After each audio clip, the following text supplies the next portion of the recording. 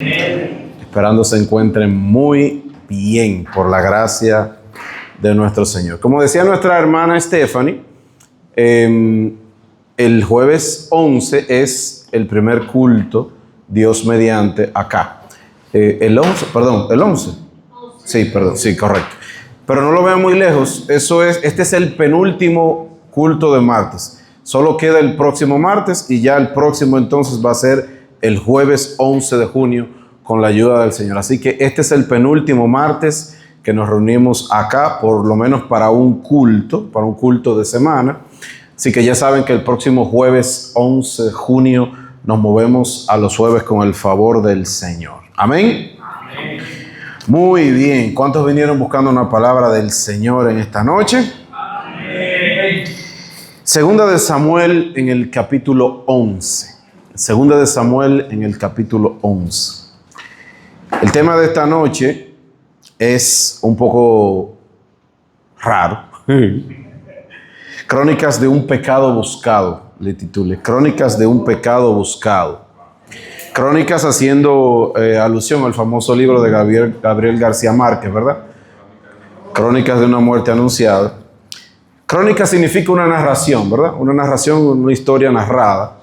Y aquí el autor del libro de Segunda de Samuel nos está narrando, yo creo que si un día, y esperamos, y en fe sabemos que va a ser así, mejor dicho, sabemos que un día va a ser así, cuando estemos en la presencia del Señor y podamos hablar con todos esos siervos del Señor, quizá muchos de los que están aquí dirán, yo quisiera hablar, Jesús es un caso aparte, el Señor Jesús es un caso diferente, pero quizás alguno de ustedes dirá, yo quisiera hablar con Moisés, yo quisiera hablar con Pablo, yo quisiera hablar con Pedro, otros dirán con David, y si habláramos con David, Salomón, ¿verdad? ¿Cómo sería eso? Tantas suegras, Salomón, cuéntanos eso. Yo estoy seguro que si habláramos con David y le preguntáramos qué cosas tú quisieras, si te diera Dios la oportunidad, tú pudieras echar atrás. Esta historia que nosotros vamos a leer ahora, definitivamente, es uno de esos punticos que muy probablemente David quisiera, Señor, podemos borrar eso de la Biblia. Podemos quitarlo de ahí, pero vamos a leerlo en esta noche. Segunda de Samuel, capítulo 11, desde el versículo 1, dice: Aconteció al año siguiente, en el tiempo en que los reyes salen a la guerra, que David envió a Joab junto a sus siervos y a todo Israel, y ellos derrotaron a los amonitas y sitiaron a Rabá, mientras David se quedó en Jerusalén. Yo estoy leyendo una Reina Valera 90, acá tienen la 60 y una que otra palabra pero es lo mismo. Un día, al caer la tarde, se levantó David de su lecho y se paseaba sobre el terrado de la casa real. Cuando vio desde el terrado a una mujer que se estaba bañando, la cual era muy hermosa. Envió David a preguntar por aquella mujer y le dijeron, aquella es Betsabé, hija de Eliam, mujer de Urías el Eteo. Envió David mensajeros que la trajeran y la tomó. Cuando llegó, él durmió con ella. Luego ella se purificó de su inmundicia y regresó a su casa. La mujer concibió y mandó a decir a David, estoy encinta. Ahí está la noticia. Entonces David envió a decir a Joab, Joab era el general del ejército de David, envíame a Urías el Eteo.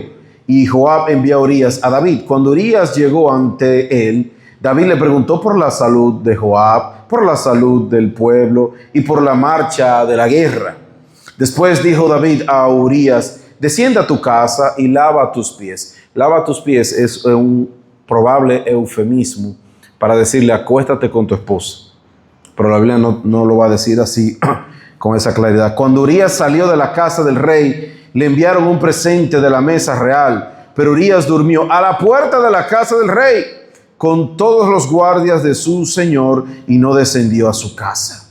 Le hicieron saber esto a David diciendo, Urías no ha descendido a su casa. Entonces David dijo a Urías, ¿acaso no vienes de viaje? ¿Por qué pues no descendiste a tu casa?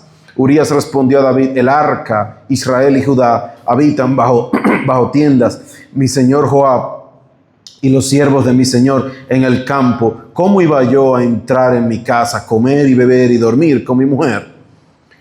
Por vida tuya y por vida de tu alma, nunca haré tal cosa. David dijo entonces a Urías, quédate aquí hoy también y mañana te despediré. Se quedó Urías aquel día y el siguiente en Jerusalén, y David lo convidó a comer y a beber con él hasta embriagarlo. Sí, hasta embriagarlo. Por la tarde salió a dormir a su cama junto a los guardias de su señor, pero no descendió a su casa. A la mañana siguiente escribió David una carta a Joab, la cual envió por mano de Urías. En ella decía, poned a Urías al frente en lo más recio de la batalla y alejaos de él para que sea herido y muera. Así cuando Joab sitió la ciudad, puso a Urías en el lugar donde sabía que estaban los hombres más valientes. Salieron los de la ciudad y pelearon contra Joab. Cayeron algunos del ejército de los siervos de David y murió también Urías el Eteo.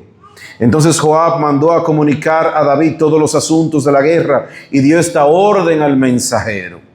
Cuando acabes de contar al rey todos los asuntos de la guerra, si el rey comienza a enojarse y te dice, ¿por qué habéis acercado tanto a la ciudad para combatir? ¿No sabíais que los que suelen tirar del muro? ¿Quién hirió a Abimelech, hijo de Jerobbaal? ¿No arrojó una mujer desde el muro un pedazo de rueda de molino y murió él en Tebes? ¿Por qué os habéis acercado tanto al muro? Entonces tú le dirás, también tu siervo Urías el Eteo ha muerto.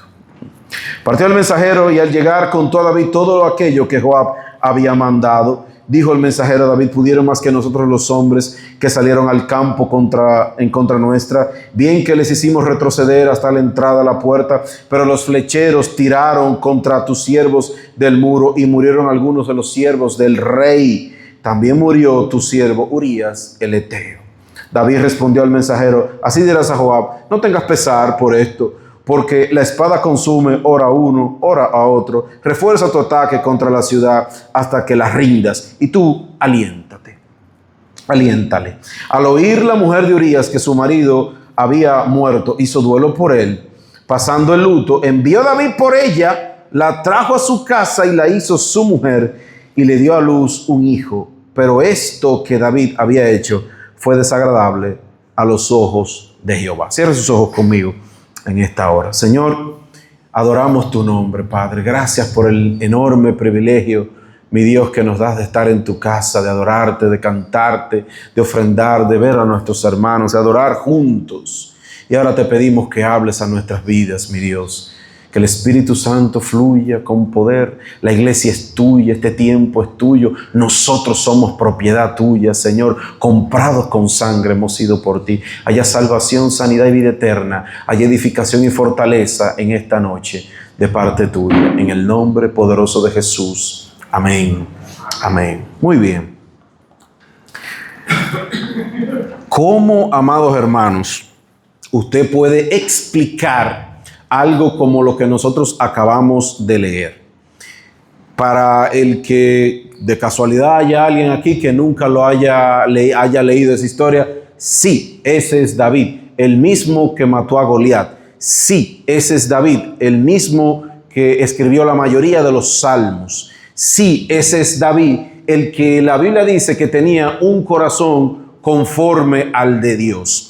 Pero esta versión de David no nos cuadra con todo lo que yo acabo de decir, ¿verdad que no? Es un poco sorpresivo, es escandaloso, es extraño leer algo. ¿Cómo es posible que un hombre que tenía una comunión con Dios como la tenía David, un hombre tan valiente y un hombre lleno del Espíritu Santo, un hombre al que Dios ungió en 3 ocasiones distintas, lo ungió el profeta Samuel, lo ungieron en Hebrón y volvieron a ungirlo ya cuando fue rey sobre Israel por completo 7 años después de haber estado reinando sobre Hebrón? Sin embargo, David era un ser humano. La Biblia no esconde los errores de ninguno de sus héroes. Nos muestra sus altas, nos muestra sus bajas, y las de David están muy claritas y son bastante vergonzosas. Pero aquí este texto, esta historia que vamos a hablar en esta noche, no podemos leerla de una manera simple, sin ver algunos detalles que se pasan desapercibidos. Nosotros escuchamos siempre la palabra, David cayó en pecado, fulanito cayó en pecado, te enteraste, Perencejito cometió una falta. Y cuando se habla acerca de esto, por lo regular se habla de los pecados famosos, como este caso del adulterio que evolucionó a un asunto mayor. Pero cuando nosotros decimos la palabra caer en pecado, tiene un mensaje un poquito que hay que entenderlo, porque ¿será que la gente cae en pecado como alguien una vez explicó? ¿O será que nosotros entramos en pecado, que es un asunto distinto? Porque cuando alguien dice fulano cayó en pecado, suena como accidente, suena como algo involuntario, suena como algo que usted no quería. Y como aquí leímos de involuntario, aquí no hubo absolutamente nada. De accidente tampoco. Aquí diría un abogado, hubo premeditación y alevosía. Hubo mala fe desde el principio. Ahí no hubo de que accidente ni nada por el estilo. Y yo veo esta historia, y transpórtese a aproximadamente, vamos a decir, David fue unos 1000 años, casi 3000 años atrás, para que tengamos una idea, donde hace 60 años solamente una minifalda era un escándalo. Vaya jugando, vaya conmigo la mente. Donde hasta hace 70 años el estándar era una falda por acá. Lo que David vio ahí fue lo más cercano a lo que en aquel tiempo equivaldría a una imagen pornográfica de hoy en día. Presta atención porque David era un hombre que tenía no una mujer, no dos mujeres. David era un hombre que tenía varias mujeres. Amén, que Dios no estaba agradado con eso, pero lo toleraba hasta cierto punto. Pero Dios nunca estuvo de acuerdo con la poligamia. Nunca Dios estuvo de acuerdo con eso. Nunca. En el antiguo pacto lo toleró por un tiempo, pero nunca estuvo Dios de acuerdo con eso. Habían mandamientos específicos acerca de eso, pero la realidad es que Dios nunca estuvo de acuerdo, lo toleró por un tiempo y ya desde a partir del nuevo pacto el asunto cambió. Pero ¿qué es lo que le quiero decir con esto para no salirme del tema? David era un hombre que no cualquier mujer lo iba a dejar con la boca abierta. Si usted le presentaba a alguien que nunca había visto nada, a alguien que era novato en el área sexual, quizás se sorprendería. David no. David, para los que no lo saben, dice la Biblia que era un jovencito rubio y de buen parecer. O sea, el tipo era buen mozo, ungido, valiente y con poder. ¿Qué más de ahí tú quieres? El tipo era un imán y tenía varias mujeres, tenía varias esposas y tenía algunas concubinas. No al nivel de Salomón, porque Salomón como que exageró un poquito, no mucho, un poquito. Pero tenía varias concubinas y tenía varias esposas. ¿Qué es lo que le quiero decir con eso? Para que David se hiciera lo que hizo, la Biblia no lo dice, pero Betsabé tenía que ser una mujer exageradamente hermosa para que pasara lo que pasó ahí, en ese instante. Pero a pesar de todo esto, el tema aquí no es que David cayó en pecado. Él entró en una situación, él tomó una decisión. Pero hay algunas cosas aquí que la Biblia no nos menciona, que nosotros tenemos que entenderlo y que nos sirven de práctica para nuestra vida espiritual. Porque hay algunas cosas que la Biblia no menciona, pero se pueden ver de una manera implícita. Está explícito que David estaba en ociosidad. Está explícito que David estaba en el lugar equivocado, haciendo lo equivocado. Pero de una manera implícita, por lo que nosotros podemos ver aquí, se puede ver, se puede interpretar, se puede asimilar por la actitud de él, por lo que se atrevió a hacer, que ese dulce cantor de Israel, que ese hombre que tenía una comunión con el Señor tan íntima, tan fuerte, definitivamente en el momento en que pasó esto, estaba descuidado en su relación con el Señor.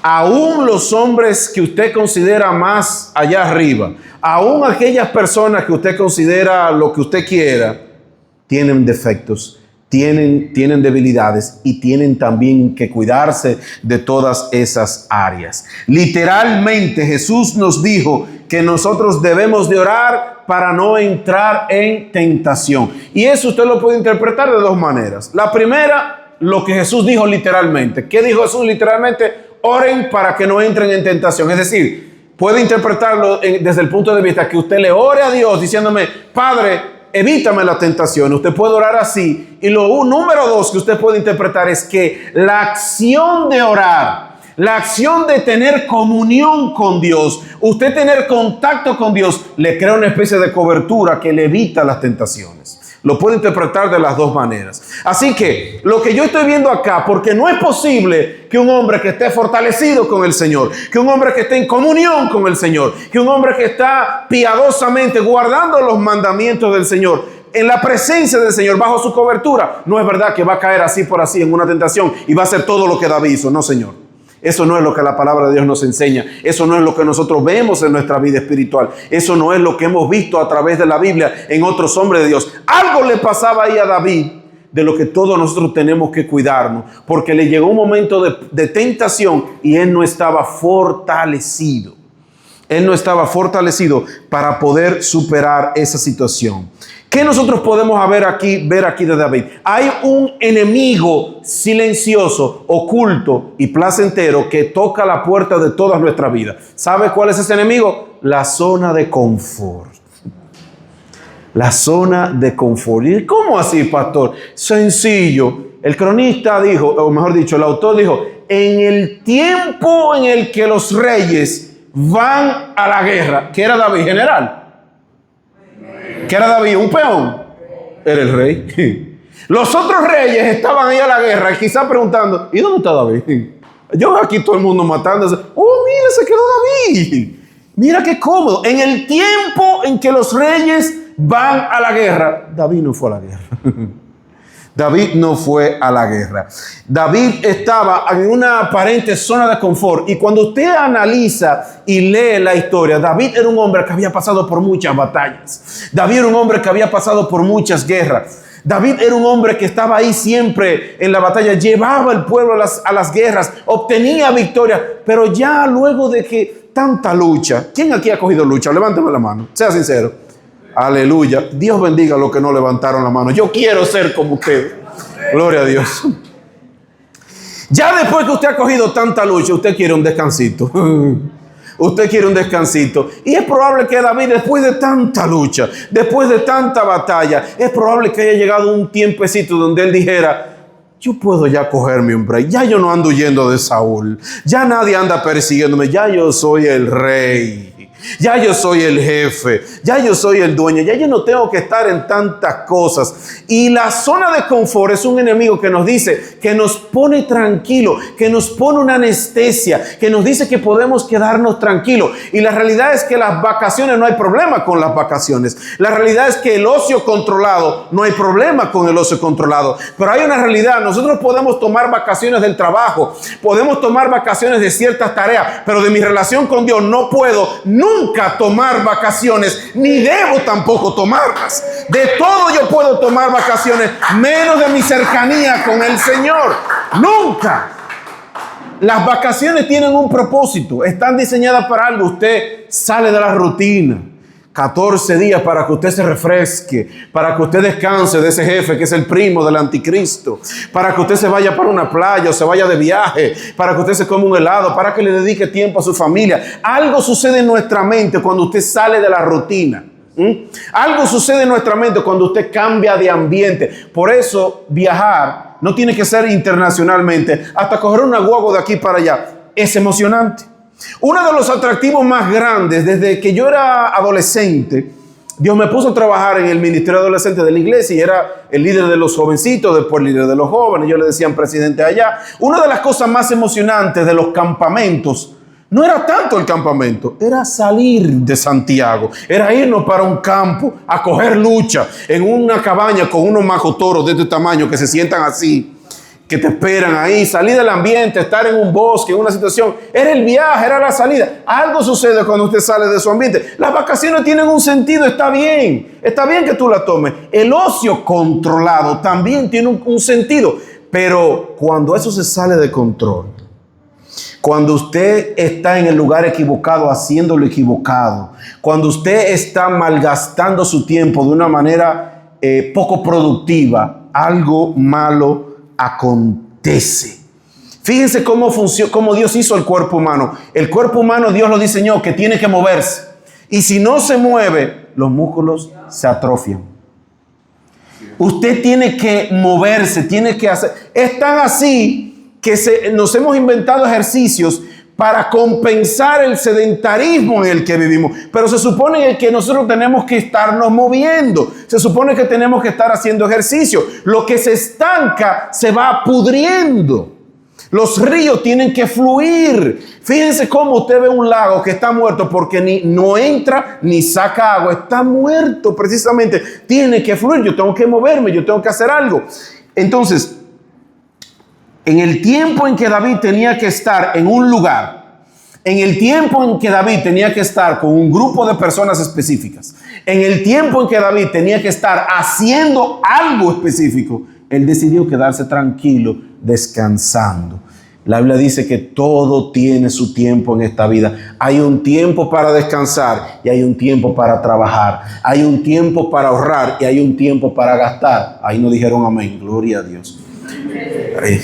Porque a veces creemos que nada más es tiempo de ahorrar. No, hay un tiempo que hay de gastar también. Hay un tiempo de vivir, hay un tiempo de morir, hay un tiempo de abrazar, hay un tiempo de abstenerse de abrazar, hay un tiempo para hablar, hay un tiempo para callar. David se supone que tenía que estar haciendo algo que no hizo. Y ahí entonces llega el momento de todo. Yo puedo tomarme un break, un descanso, pero de mi relación con el Señor, yo no puedo tomarme un descanso. ¿Qué yo quiero decir con eso, pastor? Que yo tengo que estar, que yo no puedo salir de vacaciones y tengo que venir. No estoy hablando de venir a la iglesia. No estoy hablando de diezmar tampoco. No estoy hablando de esas cosas.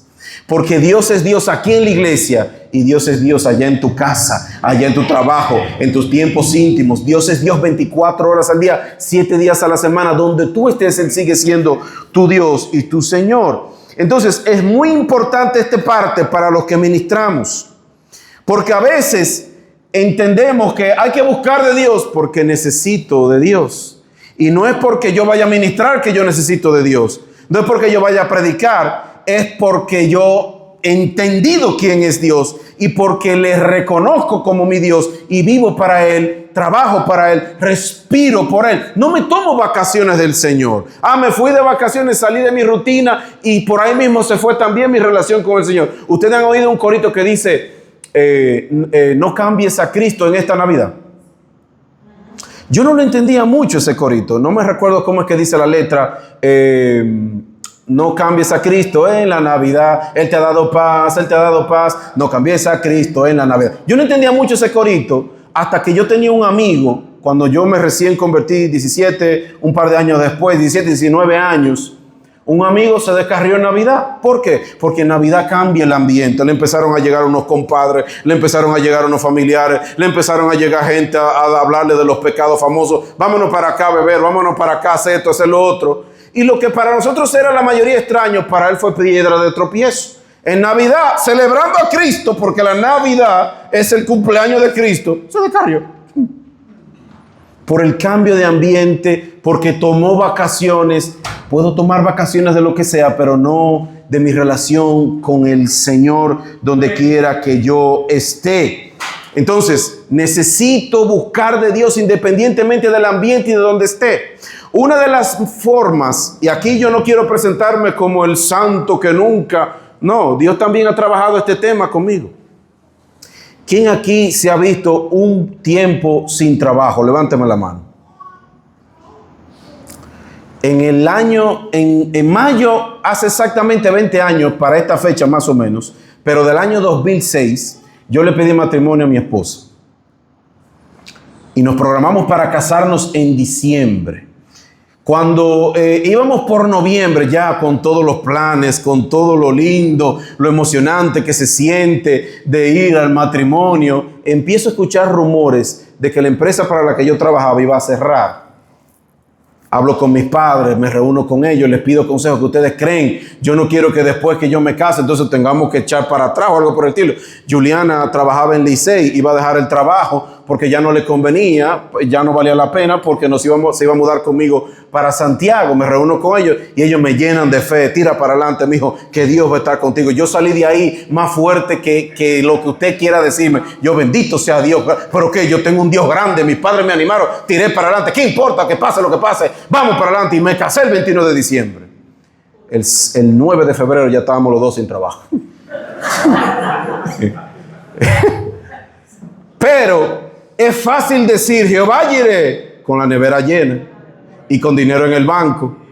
Yo tenía dinero en el banco. Estábamos ahorrando para comprar nuestro primer carro. Uno sabe, yo confío en ti, Señor. Pero en el fondo allá atrás yo tengo un backup. Yo tengo un respaldo. ¡Jehová! Sigo en pi. Yo trabajaba como ingeniero. Empecé a mandar currículum por todas partes. A mí me entrevistaban 1 y 2 veces por semana. La primera semana yo iba feliz, contento. Y yo sé que Dios va a resolver este problema.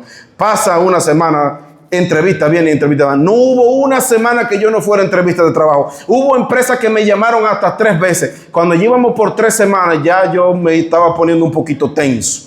¿Por qué les estoy diciendo esto? Porque les estoy hablando de buscar a Dios no solamente por necesidad ni coger vacaciones, sino por quién es Dios. Cuando yo estaba ahí apretado con el Señor, mi esposa y yo tomamos la práctica de empezar a orar todas las noches, clamando al Señor. Todas las noches en mi casa había un clamor. Padre, yo sé que en ti podemos confiar. Señor, tú no nos vas a dejar en vergüenza. Yo sé, Padre Celestial, que tú vas a proveer. Y ahí clamando todas las noches. Yo vivía en una segunda planta parecida como esta, una casa parecida más o menos a esta, pero en la segunda planta yo creo que de noche se veía como un halo de luz, así como de gloria, de todas las noches, del clamor tan fuerte que había ahí. Todas las noches un clamor. La unción de Benijín a mí me quedaba chiquita en ese momento, de tan fuerte y tan metido con Dios que estamos orando toda la noche, orando. Después yo me di cuenta que era un trato especial con Dios. Ya pasaron 4 meses. El dinero que teníamos ahí ahorrado se fue todo. Juliana, una mujer que hasta el sol de hoy ha sido muy sana, y Dios la mantenga así, en medio de ese tiempo, cuando no teníamos seguros médicos, se antojó de que había que operarla de algo. No que ya se antojó, le salió un asunto y hubo que operarla, y se nos fue la mitad del ahorro en efectivo en una operación. Cuando nos quedaban 11,000 pesos en el banco, me acuerdo como ahora mismo, yo entendí lo que Dios estaba haciendo conmigo y le dije que sí al Señor, y en 2 días yo tenía trabajo. Ahora bien, ¿para qué yo le conté todo esto? En el momento en el que conseguimos trabajo, pregúnteme qué pasó con ese clamor de todas las noches. Más nunca volvió a pasar. Entonces ahí Dios me enseñó que yo no estaba buscando a Dios porque yo amaba a Dios. Yo estaba buscando a Dios porque yo necesitaba a Dios. Y ahí el Señor me enseñó una gran lección. A veces la prueba no es el calor de la prueba. A veces la mayor prueba es cuando tú sales de la prueba, porque ahí Dios va a sacar a la luz lo que estaba realmente en tu corazón. Si tú estás buscando a Dios por lo que Él es o por lo que tú quieres que Dios te dé. Y ahí el Señor me confrontó. Pero ven acá, Padre, ¿verdad? Dejamos de orar todas las noches. Ese clamor, ese fervor, esa aleluya. Era por el miedo a quedarme sin dinero. No era tanto porque yo confío en ti. Entonces, yo no puedo dejar de buscar de Dios porque me cambie el ambiente, porque yo entienda que ya pasé a otro nivel o algo por el estilo. Algo le pasó aquí a David. Algo le pasó porque le llegó esta situación y él estaba como fuera de base. Él estaba en una especie de fuera de entrenamiento espiritual. Entonces, la ociosidad no es mala, las vacaciones no son malas. Pero yo defino la ociosidad de la siguiente manera. O mejor dicho, la definición oficial es el estado, el hábito de no realizar actividad laboral ni esfuerzo útil. Cuando usted está sin hacer nada útil. Pero yo lo defino de la siguiente forma: estar en el lugar equivocado, haciendo lo equivocado, más aplatanado, más entendible. En el lugar equivocado, haciendo lo equivocado, porque usted puede tomarse un break, pero con entendimiento de lo que usted tiene que hacer. Entonces, les voy a enseñar algo que he mencionado en otras ocasiones. Todo el mundo dice Satanás, todo el mundo dice diablo y cree que se está refiriendo a una persona, pero son títulos. Satanás significa adversario. Es esa persona que está ahí llevándote la contraria. Es el opositor. Diablo no es un nombre tampoco. Es un título, que es el calumniador, que es el que te está acusando.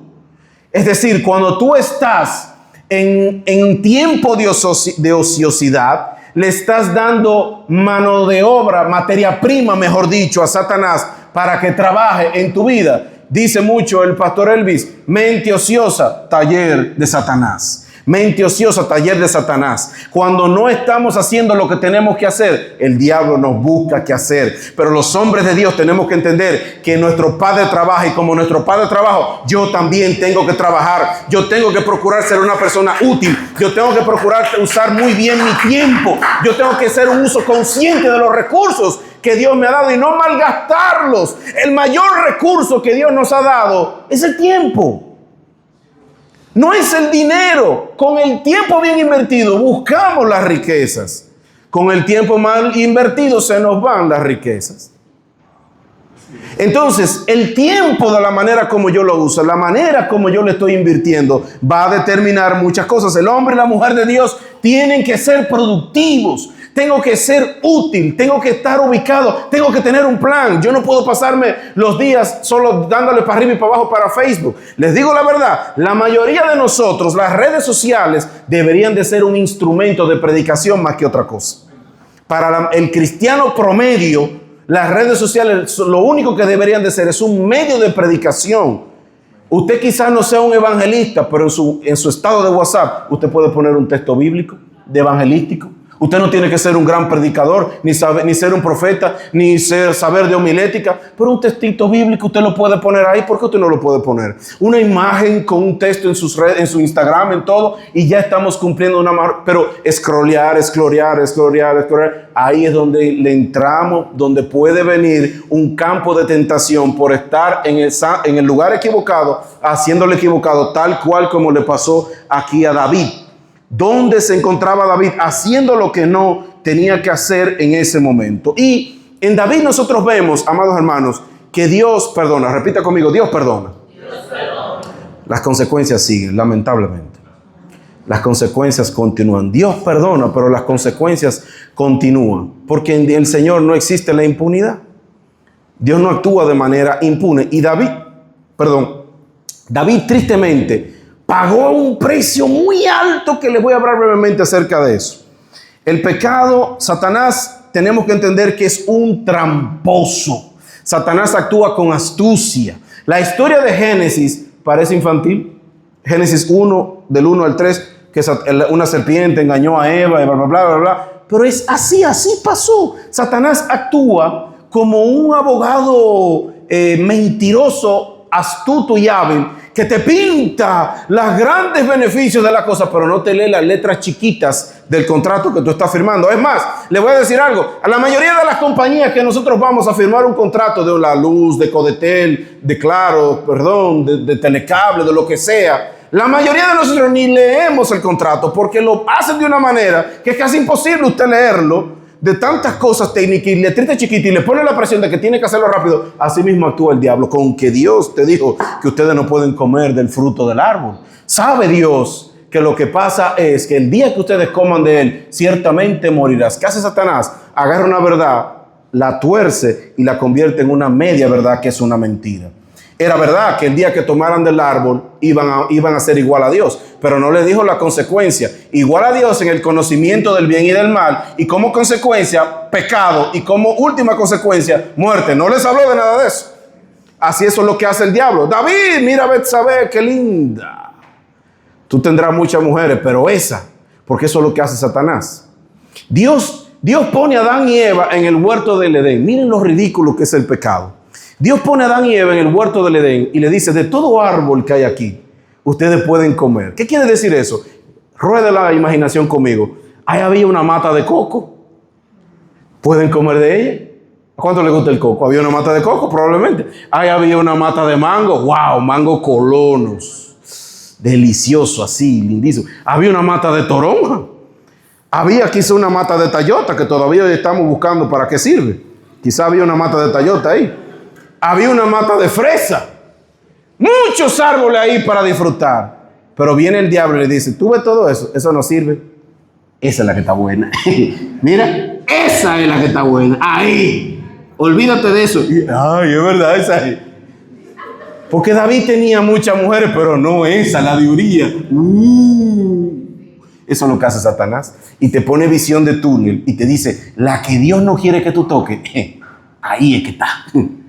Y viene y te saca de los límites que Dios ha establecido, pero no te dice la consecuencia que hay al salirnos de los límites. Lo mejor para el cristiano es mantenerse en los límites que Dios nos ha establecido. Los límites que Dios nos ha establecido no es para maldición ni para molestarnos, es para bendición de nuestra vida. Entonces David pagó una serie de consecuencias que Satanás no le habló acerca de ellas. Número uno, lo hizo llegar más lejos de lo que él quería llegar. Cuando David vio a Betsabé, en su mente, como hombre, nosotros sabemos que él pensó, voy a hacerlo. Él pensó, esto es un asunto de 20, 30 minutos, ya terminamos, nos fui y adiós, y nos vemos. Eso era lo que estaba en la mente de David. Sin embargo, miren lo que hace Satanás. Primero codició a la mujer de Urías, en lo que le parecería que iba a ser un acto breve. Luego, previamente debilitado, entonces pierde el control, la toma. Cuando vio entonces que quedó embarazada, entonces, como leímos, quiere hacer aparentar que el muchacho no es de él, sino que va a ser de Urías. Por eso la insistencia de vete a acostar con tu mujer. Y lo peor que le pudo pasar a David en medio de este plan macabro es que Urías le salió un tipo de valores. Urías no concebía irse a acostar con su mujer mientras todos sus compañeros estaban matándose con otro ejército para aquel lado. Tenía conciencia, sin embargo, el hombre de Dios, entonces quiere achacarle el fruto de su pecado a Urías y ve que no lo logra. Cuando ve que no lo logra, entonces decide mandarlo a matar. ¿Sabe cómo lo manda a matar? Con una carta. ¿A través de quién mandó la carta? Con él mismo. Un acto de cinismo impresionante. Y el pecado lo hizo llegar más lejos. Él primero calculó, yo voy a adulterar, y terminó siendo un asesino.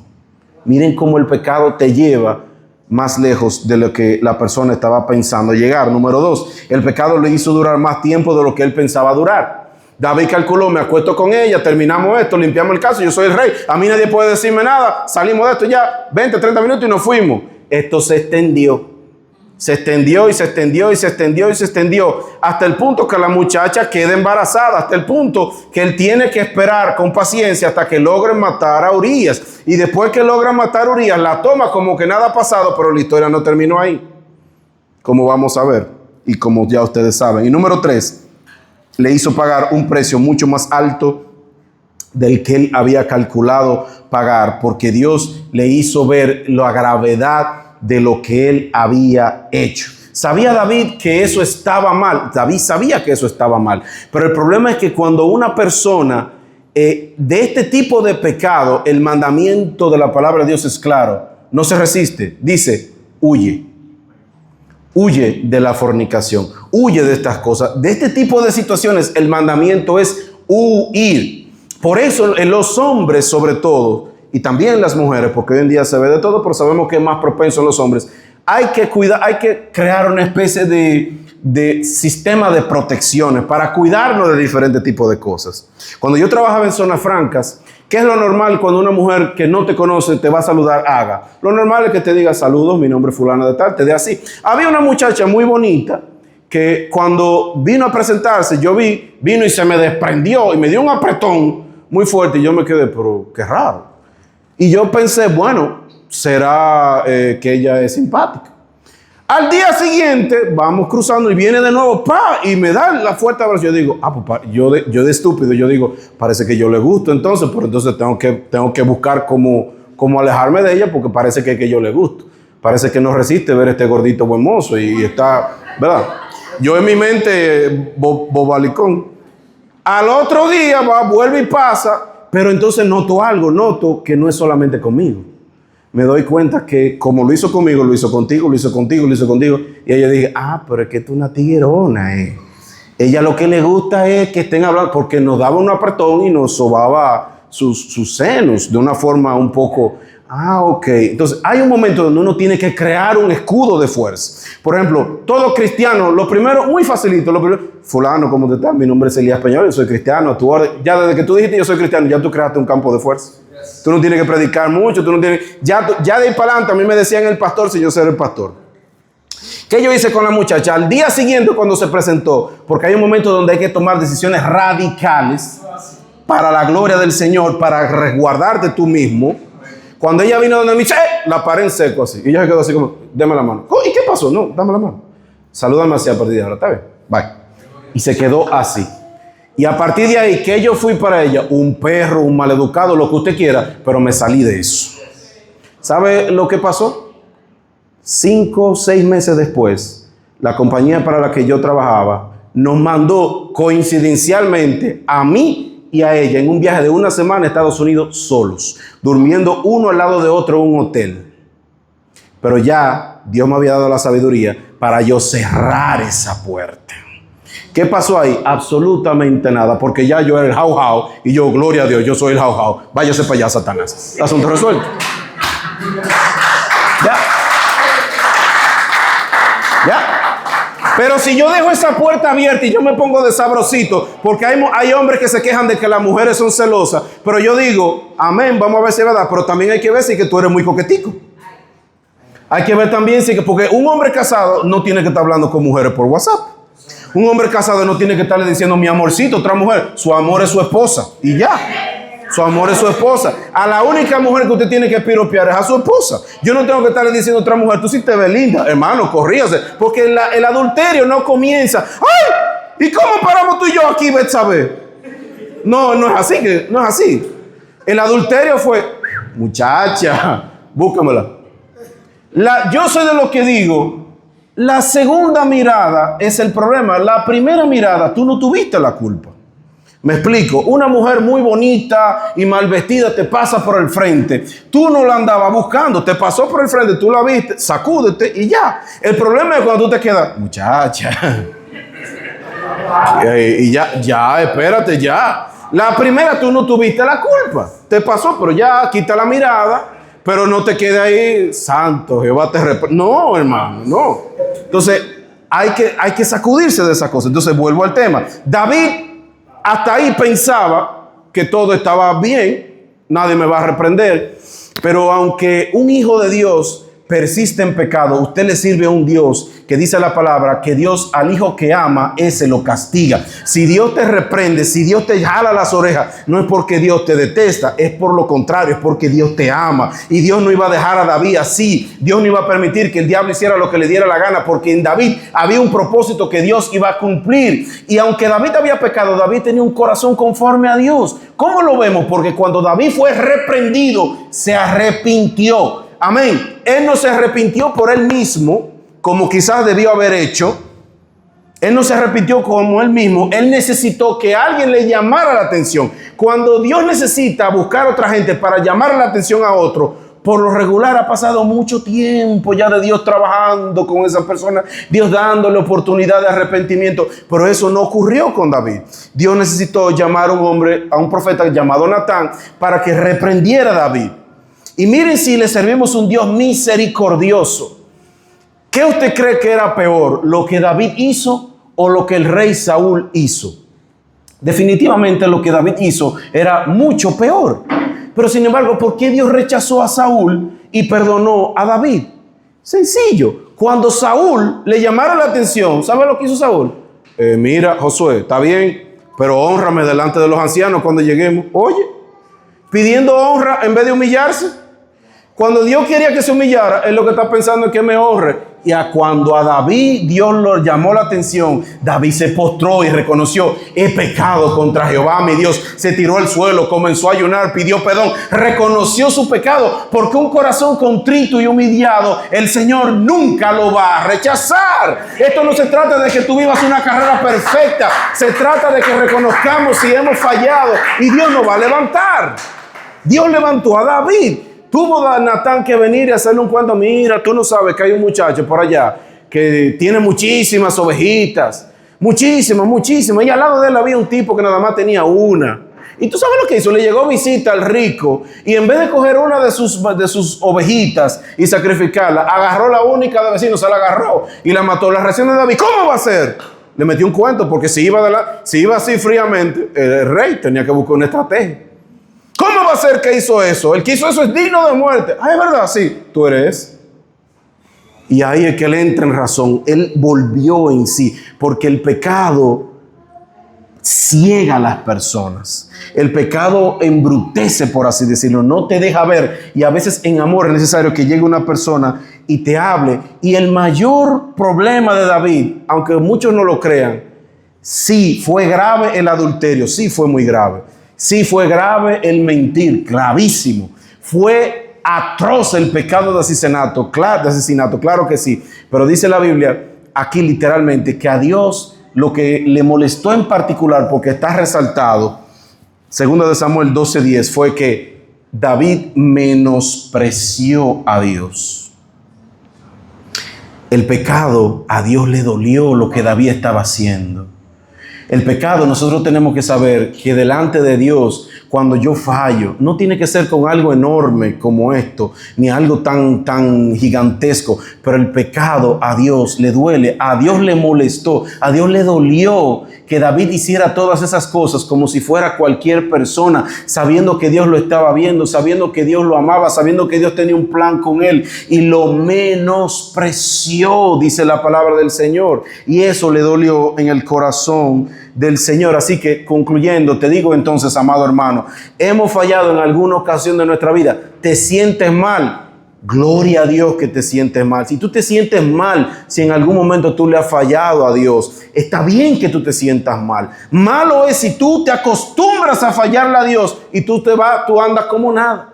Malo es que tú te acostumbres a hacer algo incorrecto delante de Dios y tú no sientas que tú le fallaste a Dios. ¿Por qué? Porque si tú no sientes eso, es que la tristeza que según Dios no está sobre ti, porque tu corazón se ha cauterizado. La Biblia dice en el libro de 2 de Corintios que la tristeza que según Dios viene, pero para producir arrepentimiento. Dios te entristece, Dios pone una carga en tu corazón, Dios te dice, tú no puedes hacer eso, no es este el ambiente para ti, no es este el plan que yo tengo para contigo, pero no es porque Dios te está fastidiando, por así decirlo, es porque tú has sido lavado con la sangre del Cordero, es porque en el mundo espiritual, aunque tú no lo veas, tu vida está sellada por Cristo Jesús. Para Él, tú le perteneces al Señor. Por eso el cristiano tiene que entender que no es asunto de pecado o no pecado, muchas cosas. A veces es un asunto de conveniencia, como dice la palabra. Todo me es lícito, pero no todo me conviene. Hay ambientes que no debemos de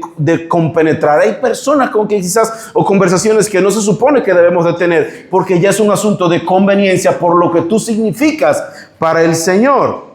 Entonces, David se arrepintió de lo que había hecho, pero algunas consecuencias pasaron en su vida. Resumiéndoselas, murió en primer lugar el hijo fruto de esa relación pecaminosa. En segundo lugar, el Señor le dijo, la espada nunca se va a apartar de tu casa. Y tal cual así pasó. ¿Qué le pasó a David? La historia de David es hermosa, el gran rey de Israel, un tipo de Cristo. Pero hay otra realidad también. David sufrió mucho a causa de esta situación. Su familia, en sentido general, fue un desastre. Fue un desastre literal. Uno de sus hijos, que se llamaba Amnón, se enamoró de una media hermana que él tenía, que se llamaba Tamar. Se enamoró locamente de ella y en vez de pedirle a su padre, como ella misma dijo, lo que hizo fue que la violó. El que era hermano completo de padre y madre de esa muchacha, que se llamaba Absalón, como vio que David, es una interpretación porque el Biblia no lo dice, pero así fue, como vio que David no hizo nada para castigar a Amnón, tomó justicia en su propia mano y mató a su medio hermano. Se fue el primero. Ese muchacho que se llamaba Absalón, hijo de David, tuvo que irse al exilio. David después lo manda a buscar. Después, en vez de ese muchacho estar humilde delante de su padre, lo que hace es que conspira y le da un golpe de estado literalmente a su papá, y David tiene que salir corriendo para salvar su vida. Posterior, los fieles de David matan a ese muchacho y David logra de nuevo volver a su casa. Usted dirá, y ya David tuvo paz de ahí en adelante. No. En la vejez de su vida, otro de sus hijos, que se llamaba Adonías, se sublevó contra su padre y quiso tomar el poder por la fuerza en la vejez de David, antes de que se proclamara a Salomón como rey. Y ahí entonces Salomón es proclamado, entra, y posterior a la muerte de David, entonces Salomón manda ejecutar a ese muchacho. Moraleja de la historia: las consecuencias siguen hacia adelante. El pecado tiene que dolernos. Hay situaciones que nosotros tenemos que cuidarnos, pero por encima de todas esas cosas, nosotros debemos de recordar que le servimos al Dios de la segunda, de la tercera, de la cuarta, de la quinta, de las sextas oportunidades. El Señor no es como nosotros. El Señor nos levanta, nos restaura. El Señor nos levanta. Sí, hay situaciones que quizás vienen, que entorpecen de repente, atrasan ciertas cosas del plan de Dios para nuestra vida, pero la misericordia del Señor nunca se apartó de su siervo David y nunca se ha apartado tampoco de su iglesia, ni de ti, de mí. La gracia y la misericordia del Señor siempre han estado con todos y cada uno de nosotros y nunca nos van a dejar. Siempre han estado ahí. ¿Sabe cuál es una de las manifestaciones más hermosas de que Dios realmente perdonó a David? David tenía varias esposas, como yo mencioné, y la descendencia de David iba a tomar el trono y de ahí iba a venir el Mesías. La ascendencia de Cristo no vino de Ahinoam, una de las esposas de David, no fue de ahí. La ascendencia de nuestro Señor Jesús no vino tampoco de Mical, la hija de Saúl, tampoco vino de ella, esa no tuvo hijos. La ascendencia de nuestro Señor Jesús no vino de otra de las esposas de David, ni de una de sus concubinas. ¿Sabe de quién? ¿Quién eligió Dios para que fuera el sucesor de David? Salomón, hijo de Betsabé. ¿Por qué Dios eligió específicamente a un hijo de Betsabé? Como una evidencia de que cuando Dios perdona, Dios perdona. Y aunque el diablo diga y vale lo que Dios perdonó, el diablo no puede atacarlo. Lo que Dios perdonó, el diablo no puede atacarlo. Aleluya. ¿No le parece eso coincidencia? Pero ¿por qué precisamente de Betsabé? Como una evidencia de que Dios había puesto borrón y cuenta nueva. Dios es el autor del borrón y cuenta nueva. De modo que si alguno está en Cristo, nueva criatura es. Las cosas viejas, yo me voy a acordar de ellas, las tengo aquí presentes. No, pasaron, he aquí, todas son hechas nuevas. A ese Dios es que usted y yo le servimos. ¿Cuánto le dan gloria al Señor en esta noche? Vamos a estar de pie. Aleluya. Bendito sea el Señor. A ese Dios es que usted y yo le servimos. Podemos entrar confiadamente delante del Señor, sabiendo que Él es un Dios misericordioso, un Dios de amor. En esta noche, antes de terminar, si hay una vida, aunque sea una o dos o tres, que necesiten entregarle su vida a Jesús, que sabe que el Señor ha tocado su corazón y tú necesitas a Cristo, yo te hago la invitación antes de que cerremos en esta noche mientras cantamos para ser despedidos. Si alguien necesita a Cristo, levanta tu mano donde tú estás, permíteme orar contigo.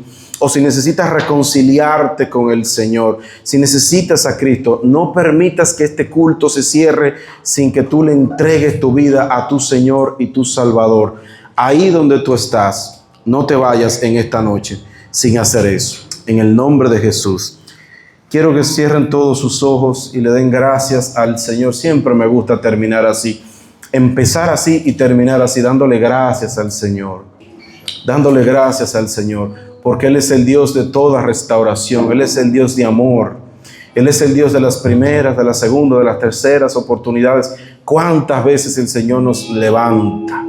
Nos levanta. ¿Cuántas veces le fallamos al Señor? Y ahí está su misericordia. Ahí está su misericordia. Permite y nos envía a Dios de repente una corrección. Por supuesto que sí. Pero una corrección no es más que una evidencia de que yo soy hijo.